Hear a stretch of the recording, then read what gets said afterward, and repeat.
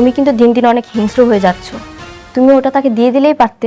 তোমার পছন্দের জিনিসটা যদি আমি দিয়ে দিতাম তখন তুমি আমাকে বলতে প্রথম ওয়াইফ, এই জন্য আমি দিয়ে দিয়েছি। আর কতবার বলবো যে আমি আপনাদের বৌমা না? কথাটা কি কানে যাচ্ছে না? কি যে বলেন ভাবি, আপনি আমার বন্ধুর স্ত্রী। তোর একটা সুসংবাদ আর আমি তোর জন্য মিষ্টি নিয়ে আসবো না, এটা কি হয় বল? কিসের সুসংবাদ? ও তো মা হতে যাচ্ছে। কেন বলেছো আমি বাবা হতে যাচ্ছি? আমি সত্যি সত্যি প্রেগনেন্ট, আর আমার গর্ভের সন্তান তোমার। আমার সাথে অবশ্যই কোনো না কোনো চক্রান্ত হচ্ছে। যদি বাচ্চা হয়ে যায়, সেই বাচ্চার কারণে যদি তার মধ্যে একটা ইন্টিমেসি বাইরে যায়, তখন কি করবা? এখন ও যদি ওর সন্তান নিয়ে তোমার সঙ্গে থাকতে চায় তখন কি করবে? তার পেটে যে বাচ্চাটা আছে সেই বাচ্চাটার বাপ অন্য কেউ, তুমি না। তাহলে এই বাচ্চা কার?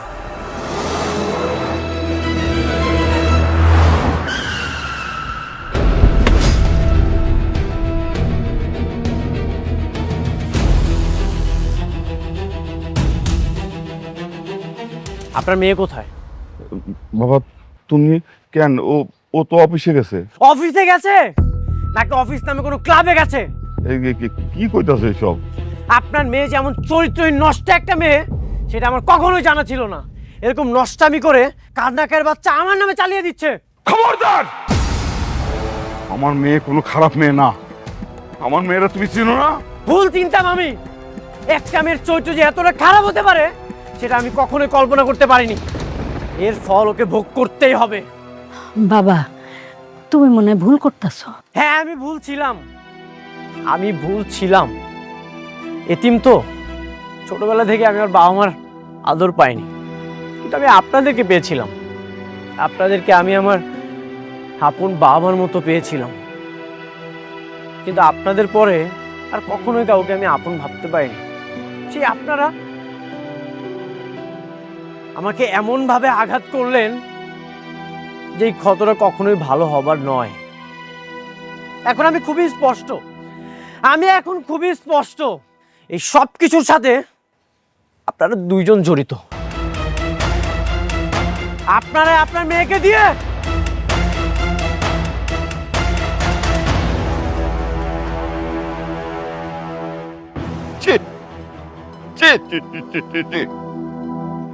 দেখছো কি কয়ে গেল? দেখছো? তুমিও তো অস্থির হয়ে যাইতেছো।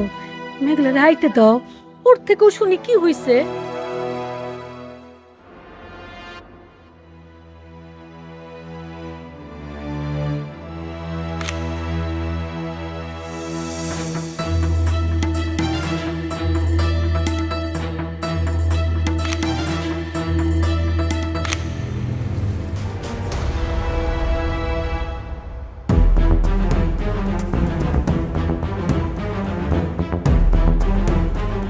কি করছিলে তুমি? কিছু না স্যার। আরে এটা তো দেখি অনেকের নাম্বার। হ্যাঁ, তাহলে এতদিন তুমি আমার সব তথ্য অনেককে দিচ্ছিলে? হ্যাঁ, মানে স্যার, আরে নিমকারাম, আমার অফিসে চাকরি করে সংসার চালাচ্ছ আর আমারই ক্ষতি করতেছ। এই বেবিটা আমার সাথে করতে পারলে তুমি? ভেবে তো আপনিও আমার বন্ধুর সব সম্পত্তি আপনি বের দিয়েছেন। কে তোর বন্ধু? অনেক।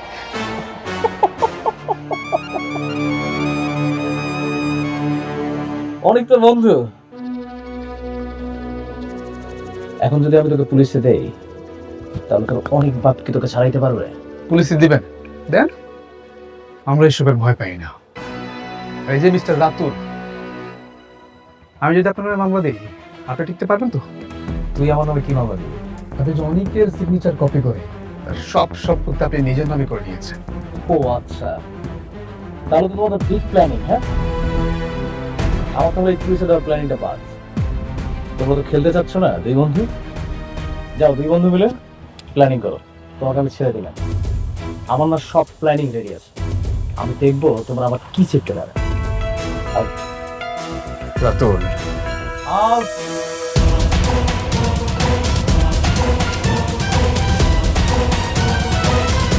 শালা সব পাশে দেখি একদম বেইমানের ডালপালা ছড়াই গেছে। একটা বেইমান আমার সাথে ঘোরাঘুরি করতেছে, আমি বুঝতেই পারলাম না। এই, তোমরা একটু চোখ কান খোলা রাখতে পারো না?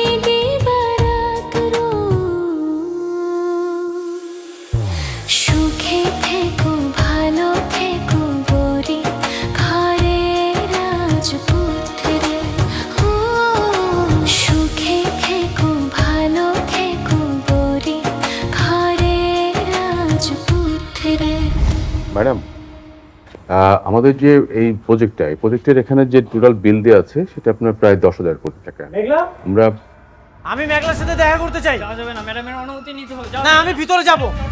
আমি মেঘলার সাথে কথা বলতে চাই। কি ব্যাপার, আপনি অনুমতি ছাড়া প্রবেশ করলেন কেন? কেন ডিস্টার্ব করলাম নাকি? দেখুন, আপনার নিজেরও একটা অফিস আছে। আপনি ভালো করে জানেন যে এরকম একটা অফিসে অনুমতি ছাড়া প্রবেশ করাটা অভদ্রতা। আমি মেঘলার সাথে কথা বলতে এসেছি। এখান থেকে যাওয়ার সময় না হয় আপনাকে আমি সরি বলে যাব। কি বলতে চাও তুমি, বলো। তুই যে এতটা নিচে নেমে যাবে আমি এটা কখনোই কল্পনা করতে পারিনি। কি করছি আমি? ঠিক করছি, তাই না? আমি তোমার জন্য কি করি না? আমার অর্থবিত্ত সবকিছু ছিল। আমি কোটিপতি ছিলাম। তোমার মতো গরিব ঘরের মেয়েকে আমি বিয়ে করেছি। তোমার প্রতিটা বিপদে আমি ছায়ার মতো পাশে ছিলাম। এমনকি তোমার বাবার জীবনটা পর্যন্ত। আপনি ঘুরিয়ে পেঁচিয়ে কথা না বলে আমার ম্যাডাম কি করেছে সেটা বলুন। হ্যাঁ, কও আমি কি করছি, আমি সেটা শুনতে চাই, কও। আমি তোমার হাজবেন্ড। আমি তো জানি এই গর্ভের সন্তানটা আমার না। তাহলে সন্তানটা কার?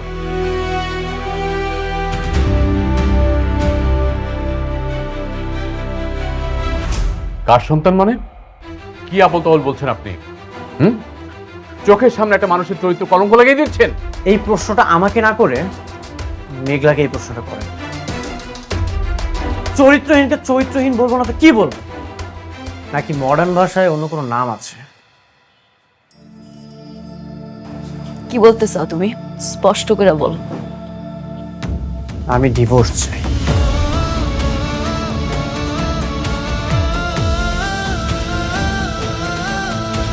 সইলা তো তুমি অনেক আগেই গেছিল, এখন শুধু বাহানা খুঁজতেছো।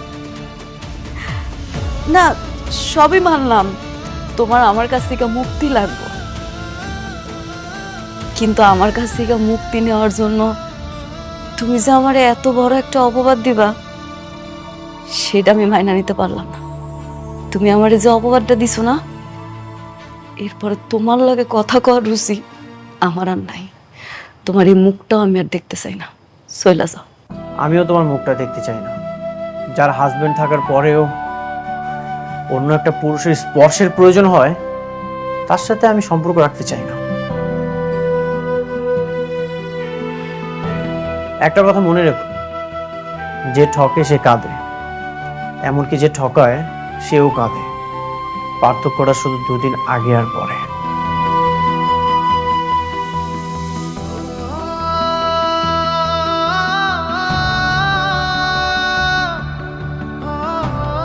ম্যাডাম, আপনি শান্ত হন। ওনার কথা আপনি কিছু মনে করেন না, আপনার মনকে শক্ত করুন। আমি আর আমার খোদা ছাড়া আমার পরিবারও জানে না আমি কতটা কষ্টে আছি। হয়তো ডিভোর্স চাইতেছে, ঠিক আছে, হরে আমি মুক্তি দিয়া দিব। ডিভোর্সের সিদ্ধান্ত ভেবেচিন্তে নিতে হয়, কারণ একবার ডিভোর্স হয়ে গেলে সবকিছুই শেষ। আমি সব ভাইবা চিন্তায় সিদ্ধান্ত নিয়েছি, আমি আর সংসার করব না। মারে, এই পাগলামি করিস না। এই মাইয়া মানুষের সংসার যদি একবার ভাঙ্গা যায়, সেই সংসার আর জোড়া লয় না মা। আব্বা, তুমি এখন কি চাও?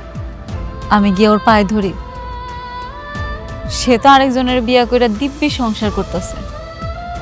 কার আসে আমি অপেক্ষা করুম আব্বা, তুমি কও। যুক্তি খারাপ না। তার মানে ডিভোর্সের সিদ্ধান্ত ফাইনাল, তাই তো? হ, আপনি সবকিছু রেডি করেন। ও মা, এই তোর পেটের সন্তানটার কথা একবার চিন্তা কর। ওই দুনিয়াতে আসার আগেই ওর বাপের তুই তালাক দিয়ে দিবি? আপনি প্রেগনেন্ট? এ কথা তো আগে বলেননি। প্রেগনেন্ট অবস্থায় ডিভোর্স হয় না। হবে না? কেন হবে না? কারণ এটা নিয়ম নেই। স্ত্রীর গর্ভে যদি সন্তান থাকে, সন্তান প্রসবের আগে ডিভোর্স হয় না। এটা কেমন কথা?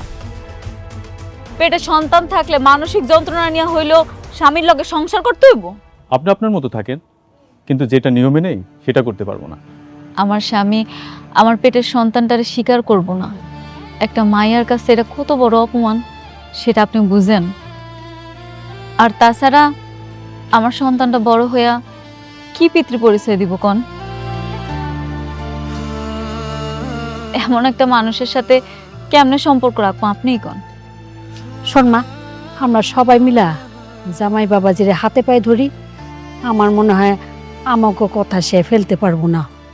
তবুও মা তুই তালাক দিস না। আম্মা তোমরা এগুলা কি কইতাছো? কেন হাতে পায়ে ধরতে যাইবা? আমি বারবার কইতাছি আমি সংসার করুম না। সন্তানের স্বীকার করবে না কেন?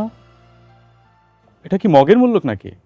আপনি যদি 100% নিশ্চিত থাকেন মামলা করেন। মামলা করমু? অবশ্যই করবেন, কারণ তার জন্ম দেওয়া বাচ্চা যদি স্বীকার না করে তাহলে আপনার বাচ্চা বড় হয়ে কি পরিচয় পাবে? মানুষ তো একে খারাপ চোখে দেখবে। কি কোন এটা?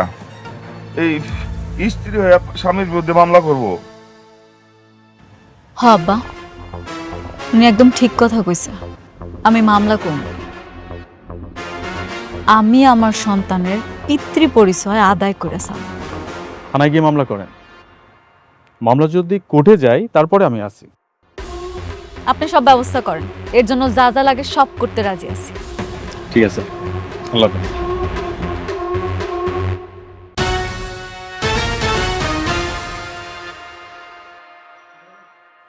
বৃষ্টি, তোমার পথের কাঁটা দূর হচ্ছে, এখন থেকে আর চিন্তার কোনো কারণ নেই। কিসের কাটা? মানে বুঝতে পারছো না? মেঘলা ডিভোর্স দেওয়ার জন্য রাজি হয়ে গেছে। ওকে আমি এমনভাবে বলেছি, ও রাজি হয়ে গেছে। সত্যি? এত সহজে রাজি হয়ে গেল?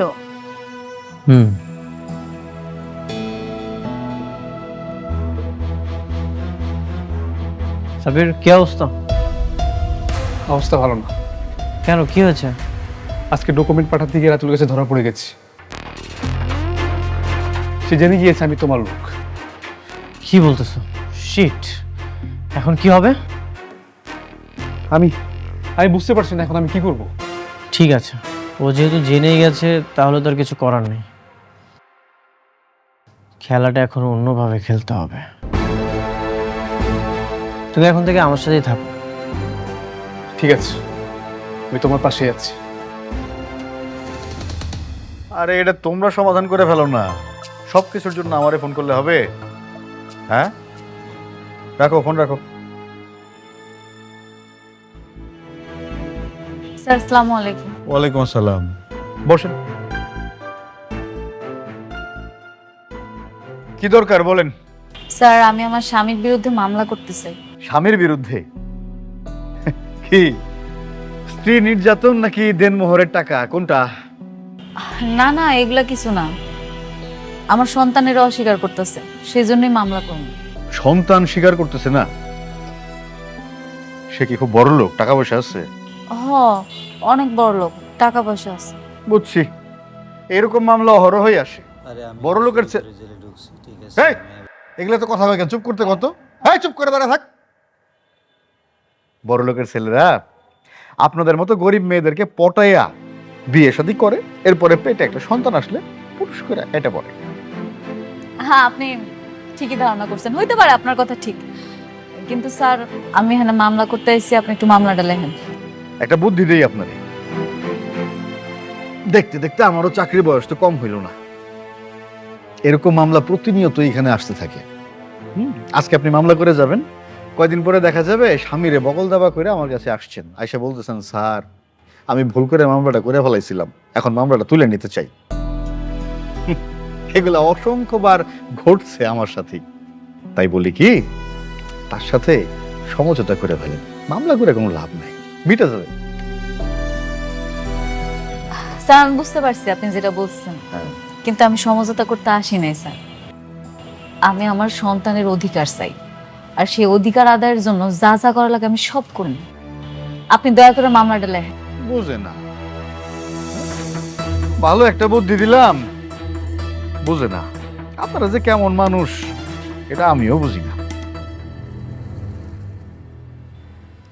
বুঝা না বুঝা কারো ঘাড়ে ঝুলা পড়েন, বিপদে পড়লে পুলিশের কাছে আসেন। বলেন, নাম বলেন। মেঘলা। আপনার নাম তো আমি জানতে চাই নাই, যার নামে মামলা করতে আসছেন তার নাম বলেন। লেখেন মোহাম্মদ মোহাম্মদ আব্দুল্লাহ আব্দুল্লাহ অনিক। কার নাম বললেন? ওনাকে তো আমি চিনি। উনার নামে কোনো মামলা নেওয়া যাবে না। কেন মামলা নেওয়া যাবে না? উনি হয়েছে যে রিয়েল এস্টেট কোম্পানির মালিক, আর এখন অবশ্য ওনার নাই কোম্পানিটা, উনি ওনার শ্বশুরেরটা দেখাশোনা করেন। আরে বাবা রে, উনি একজন সম্মানিত মানুষ। সম্মানিত মানুষের সম্মান আমি নষ্ট করি কি করে? সম্ভব না। আপনি যান। আপনি মামলাটা নিবেন না? আমি বললাম তো মামলা নেওয়া যাবে না ওনার নামে। আপনি প্লিজ এখন যান। স্যার আরেকবার রিকোয়েস্ট করতেছি, আপনি কি মামলাটা নিবেন না? আমিও শেষবার আপনারে বলতেছি, আপনি দয়া করে যান, না হলে কিন্তু আমি খারাপ ব্যবহার করতে বাধ্য হব।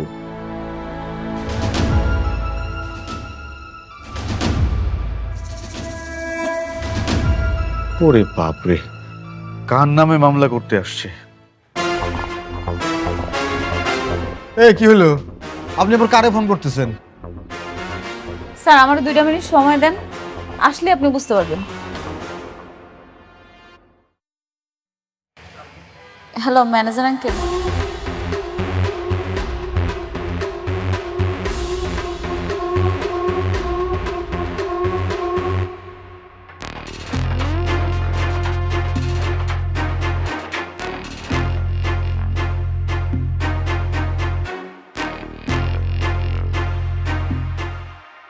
কি? কাকে ফোন করলেন? আসার তো কোনো খবর নাই।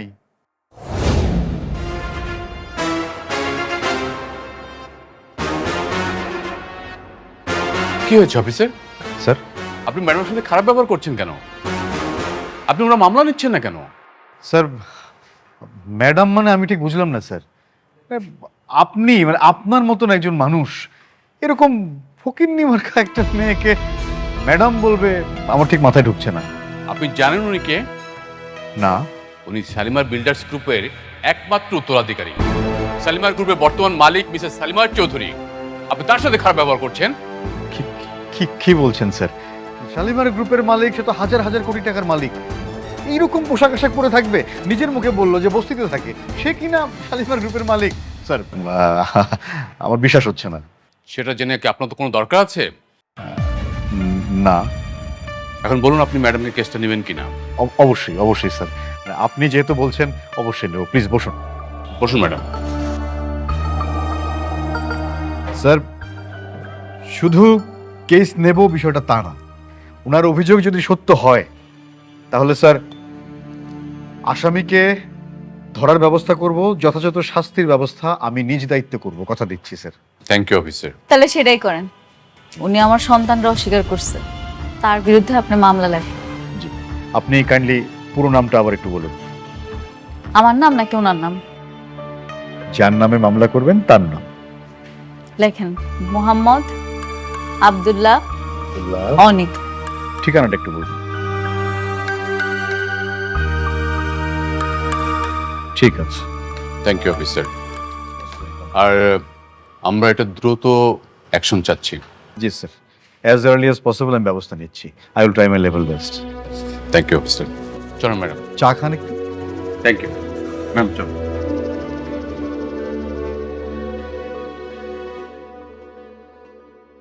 ম্যাডাম, আমাদের এই প্রজেক্টের এটা হচ্ছে আপনার লেআউটটা। আচ্ছা, এখানে আপনার 4টে বেডরুম। হ্যাঁ, এটা স্পেসটা মেঘলা? ঢুকবে। তুমি নাকি আমার নামে মামলা করেছো? আমি আমার সন্তানের পরিচয়ের জন্য যা যা করা দরকার সব করব। সন্তানের পরিচয় দিব মানে? ও আচ্ছা, এখন আমাকে মানতে হবে এই সন্তান আমার? তুমি যে মামলাটা করেছো এটা তো মিথ্যা মামলা। তুমি কেন আমার নামে মামলা করেছো? সেটা তো পুলিশে প্রমাণ করবে এটা মিথ্যা মামলা না আসল মামলা। পুলিশ প্রমাণ করবে? পুলিশ কি প্রমাণ করবে? হ্যাঁ, তুমি আমার নামে মামলাটা তুলে নাও, না হলে কিন্তু আমি তোমার নামে মানহানির মামলা করব। মামলা করতে চাও? করতে পারো। করতে পারো মানে? তুমিও চাও আমি তোমার সাথে ঝামেলা করি, আমাদের মান সম্মান নষ্ট হোক, থানায় যে তোমার সাথে লড়াই করি, এটাই চাও তুমি? আমি শুধু চাই আমার সন্তানের পরিচয়। তুমি আমার সন্তানটারে নিজের সন্তান বলে পরিচয় দাও, আমার আর কিচ্ছু লাগবে না। আমার তোমার টাকা পয়সা সন্তানের দায়িত্ব নিতে হইবে এমন কোনো কিচ্ছু লাগবে না, তুমি শুধু সন্তানের পরিচয়টা দাও। দায়িত্ব নিব মানে? যার সন্তান তার কাছে যাও। ওকে ফাইন, ঠিক আছে, আমি তোমার সাথে থানাতে যেই লড়াই করব, দেখি পুলিশ কি প্রমাণ করতে পারে। চলো। হ্যাঁ যাইতেছি, যাইতে তো হবে। তুমি নিচে গিয়ে অপেক্ষা করো, আমি আসতেছি। যাও। আপনি কোনো চিন্তা করবেন না, আমি আছি আপনার পাশে। ঠিক আছে, আপনি থাকেন, আমি যাইতেছি। জি please. Uncle, aunty, uncle, aunty আপনারা কোথায়? এই শান্তা। রাতু, তোমাকে তো খুশি দেখাচ্ছি কেন? আরে তার আগে বলো যে আঙ্কেল আন্টি কোথায়? এই তো আমরা। কি ব্যাপার বাবা? এই তো খুশি। আঙ্কেল আন্টি আপনারা তো খেলা জমিয়ে দিয়েছেন একদম। কিসের খেলা? আপনাদের কথা বিশ্বাস করে অনিক আর ওর বউয়ের মধ্যে ঝগড়া লেগে গেছে। অনিকের বউ এখন নিজে থেকে ওকে ডিভোর্স দিতে চেয়েছে। সত্যি? হ্যাঁ। তাইলে তো আমার কষ্টটা সার্থক হইছে। ইস রে, কত যে মিছা কথা বানায় বানায় কইছি। অনিক এখন চাইলেও আর আমার প্রজেক্টটা দায়িত্ব নিতে পারবে না, কারণ ওর বউয়ের সাথে এখন ওর সম্পর্কটা একদম যুদ্ধের মতো। এই যুদ্ধটা দীর্ঘায়িত হোক, অনেক বড় হোক। আপনি এমন দোয়া করেন যেন এটা টু বি কন্টিনিউ হয়। একদম একদম একদম একদম। আন্টি অনেক প্রেশারের মধ্যে, শরবত খাবেন না খুশিতে? যা নিয়ে আসেন তাড়াতাড়ি, আমরা একটু বসি। বসো।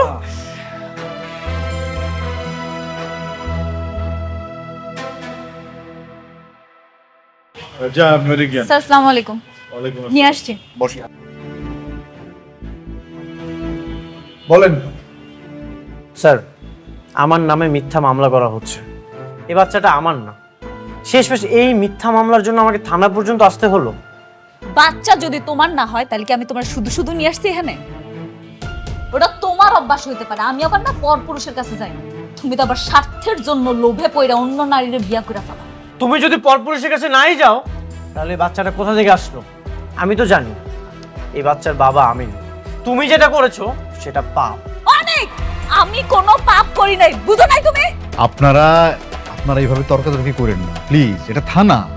আপনারা দুজন হচ্ছেন সম্মানিত মানুষ, দুইজন সম্মানিত মানুষ থানায় বসে বসে এইভাবে তর্কাতর্কি করতেছে, বিষয়টা দেখতে ভালো লাগে না। থামেন আপনারা প্লিজ। স্যার কিভাবে থামবো? আপনার নামে যদি কেউ মিথ্যা মামলা দেয় আপনি মেনে নেবেন? যে বাচ্চাটা আমার না সেই বাচ্চার দাবিতে আজকে আমাকে থানা পর্যন্ত আসতে হলো। আমি এত কিচ্ছু শুনতে চাই না। এখানে মামলা করতে আসছি, মামলা হবে। আপনি মামলা লেখেন, আপনি মামলা লিখবেন। আচ্ছা আচ্ছা আচ্ছা, আমি দেখতেছি কি করা যায়। আচ্ছা ঠিক আছে, আমি একটা পরামর্শ দিই, এতে একটা সমাধান হইতে পারে। কি পরামর্শ? আমি টেস্ট করার জন্যে রিকমেন্ড করে দিতেছি, আপনারা ডাক্তারের কাছে গিয়ে একটু টেস্ট করায় আসেন। এখন তো প্রযুক্তির যুগ, টেস্ট করাইলে মানে ডিএনএ টেস্ট করাইলেই বোঝা যাবে যে এই বাচ্চার আসল বাপটা কে। স্যার গুড ডিসিশন, আপনি খুবই ভালো বলেছেন। টেস্টটা করলেই প্রমাণ হয়ে যাবে। আমি আসলে এই ঝামেলা থেকে মুক্তি চাই স্যার। তাহলে আমি লিখে দিচ্ছি, আর মামলা এ পর্যন্তই থাকলো। থ্যাংক ইউ স্যার, এত সুন্দর একটা উপায় বের করে দেওয়ার জন্য। আশা করি আমি এই সকল ঝামেলা থেকে মুক্ত হতে পারবো। মোস্ট স্যার আসুন, আমি দিয়ে দিচ্ছি আমার কাছে কাগজটা। আমি বাইরে দাঁড়াচ্ছি।